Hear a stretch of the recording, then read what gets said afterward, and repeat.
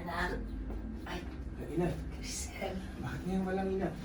Anong sabi ni Doc sa health center? Yun nga, pasensya na. Ang dami kasing tao doon sa center. Naubusan ako ng gamot. Maghihiram sana ako ng pambili ng gamot para sa baga ko. Kasi mahina ang bentahan ng isda ngayon. Pasensya ka na, anak. Ay nako, dagdag na naman yan sa gastos. Hindi, sige po, ina, gagamitin ko lang po muna yung naipon kong pera. Bibili po sana ako ng bike. Yung gagamitin ko pong service papuntang trabaho. Pero alam ko po, kailangan yung gumaling. Tapos magbabayad rin po ako ng kuryente dito.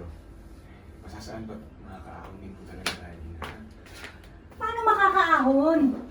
Eh, hindi nga nababawasan